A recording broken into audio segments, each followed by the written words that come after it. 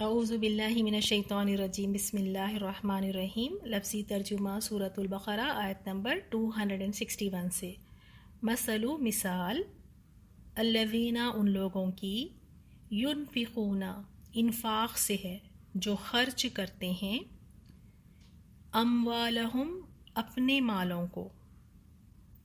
فی سبیل اللہ اللہ کے راستے میں،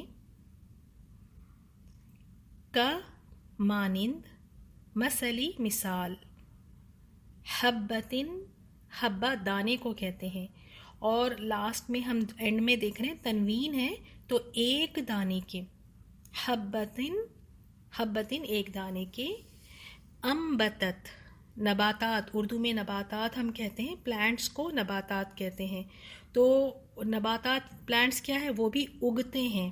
تو ان سے جو ورب بنا ہے، فعل بنا ہے، وہ ہے انبتت، اس نے اگائی، سبع سات. اب آپ کو گنتی بھی یاد ہوگی، اس سے پہلے کے سبق میں بھی ہم نے اربع دیکھا تھا، 4، اور سبع 7، سنابل بالیاں، فی میں کلی ہر، سنبلتن بالی، سنابل جو پہلے تھا بالیاں، اور سنبلتن بالی، یعنی واحد اور جمع دونوں آپ کو اسی آیت میں مل گئے. میعتو اگر آپ کو یاد ہو یہ بھی ایک نمبر ہے، 100، حبتن دانے، واللہ اور اللہ، یضاعف بڑھاتا ہے، اضافے سے بڑھاتا ہے، لیے من جس کے، لیے جس کے، یشاء یا سے شروع ہو رہا ہے تو وہ چاہتا ہے، واللہ اور اللہ، واسع وسعت والا ہے، علیم علم والا ہے. نیکسٹ آیت، الذین وہ لوگ، ینفقون جو خرچ کرتے ہیں، اموالہم اپنے مالوں کو، فی سبیل اللہ اللہ کے راستے میں، ثم پھر، لا نہیں، یتبعون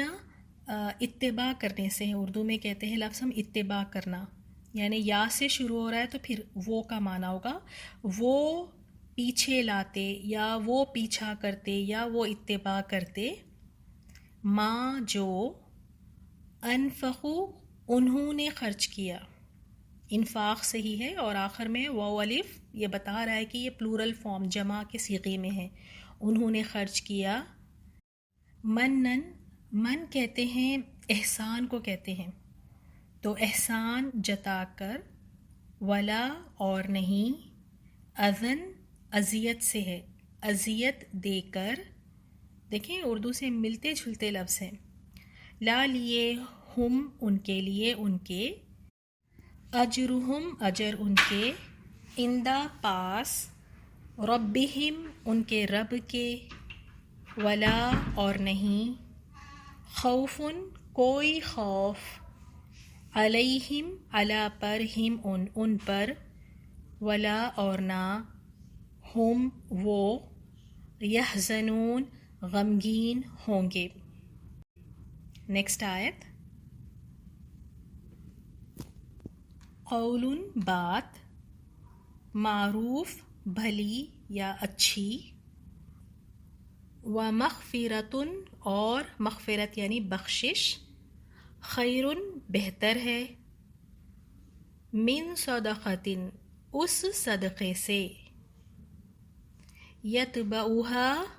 یہ اتباع سے ہی ہے، اتباع کرنا کیا ہوتا ہے، فالو کرنا، تو پیچھے آئے، ہاں اس کے، پیچھے آئے اس کے، اذن کوئی اذیت یا تکلیف یا دکھ، واللہ اور اللہ، غنی بے نیاز ہے، حلیم بردبار ہے، تحمل والا ہے. نیکسٹ آیت، یا ایہا الذین آمنوا اے لوگو جو ایمان لائے، لا نہ، تبطلوا تم باطل کرو، تم ضائع کرو، صدقاتکم اپنے صدقات کو، یعنی صدقات کو تمہاری، بالمنی، من ہم نے دیکھا ہے پہلے ہی احسان کو کہتے ہیں، احسان جتا کر، والاذی اور اذیت دے کر، کا مانند، الذی اس شخص، مانند اس شخص کے یا طرح اس شخص کے، ینفقو انفاق سے ہے جو خرچ کرتا ہے، مال ہو اپنا، مال اپنا، رعاء ریاکاری کے لیے، دکھاوے کے لیے، الناسی لوگوں کے، ولا اور نہیں، یؤمنو وہ ایمان لاتا، باللہ اللہ پر، والیوم الآخر اور آخرت کے دن پر، تو مثال ہو اس کی، تو مثال اس کی،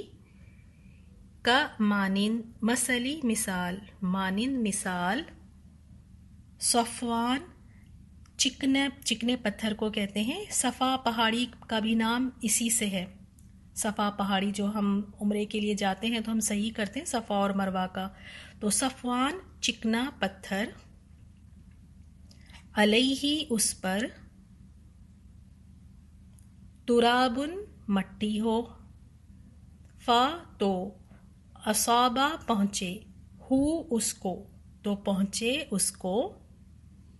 وابل واو با لام سے ہے اور تیز بارش کو کہتے ہیں، تیز بارش، تو ترکا چھوڑ دے، ہو اس کو، ترک کر دینا اردو میں بھی ہم یہ لفظ استعمال کرتے ہیں، تو چھوڑ دے اس کو، سلدا چٹیل، لا نہیں، یقدرون وہ قدرت رکھتے ہوں گے، علی اوپر، شیئن کسی چیز کے، من پلس ما اس میں سے جو، کسبو انہوں نے کمائی کی، واللہ اور اللہ، لا یہدی نہیں ہدایت دیتا، القوم قوم کو، الکافرین کافر۔ تو آج کے سبق میں دیکھیں واحد اور جمع میں ہم نے دیکھا تھا سنبلتن اور سنابل واحد اور جمع ہیں، اور آپ کے لیے اس میں نیا لفظ اردو سے جو ملتا جلتا تھا انبتت، جیسے ہم نباتات پلانٹس کو کہتے ہیں تو اسی سے یہ لفظ آیا ہے، تو انبتت اس نے اگائی، اور من ایک نیا لفظ ہے، احسان کے معنوں میں ہے من، اور اذن اذیت یہ تو اردو میں ہم اسی طرح کہتے ہیں، اور باقی کے سارے الفاظ آسان سے ہیں، بس 264 میں آپ کے لیے نئے لفظ ہے، لیکن جیسے صفوان ہے تو صفا پہاڑی سے آپ اس کو یاد رکھیں تو آپ کو پتہ ہوگا، یعنی اس پتھر کو کہتے ہیں جو اوپر سے ملائم ہو اور اندر سے سخت ہو، اور وابل نیا لفظ ہے، تیز بارش کو کہتے ہیں، سلدا چٹیل، ان ورڈز کو آپ ہائی لائٹ کر کے یاد کریں۔ ان آیات کی تفسیر سنتے ہیں۔ تفسیر آیت 261، اس آیت میں انفاق فی سبیل اللہ کی فضیلت ہے۔ اللہ تعالیٰ فرماتے ہیں جو لوگ اپنا مال اللہ تعالیٰ کی راہ میں خرچ کرتے ہیں اس کی مثال اس دانے جیسی ہے جس میں سے 7 بالیاں نکلے اور ہر بالی میں 100 دانے ہوں، اور اللہ تعالیٰ جسے چاہے بڑا چڑھا کر دے، اور اللہ تعالیٰ کشادگی والا اور علم والا ہے۔ تو اس آیت میں اللہ تعالیٰ نے فضیلت بتائی ہے انفاق فی سبیل اللہ کی، اس سے مراد اگر جہاد ہے تو یعنی جہاد میں خرچ کی گئی رقم کا اتنا ثواب ہوگا، یا پھر اگر اس سے مراد عام صدقات ہے جو نفیل صدقات ہوتے ہیں، جو اللہ تعالیٰ کی راستے میں خرچ کرتے ہیں، اس کا اجر و ثواب 10 گنا۔ تو اس سے ہمیں پتہ چلا کہ انفاق فی سبیل اللہ کی کتنی اہمیت اور فضیلت ہے۔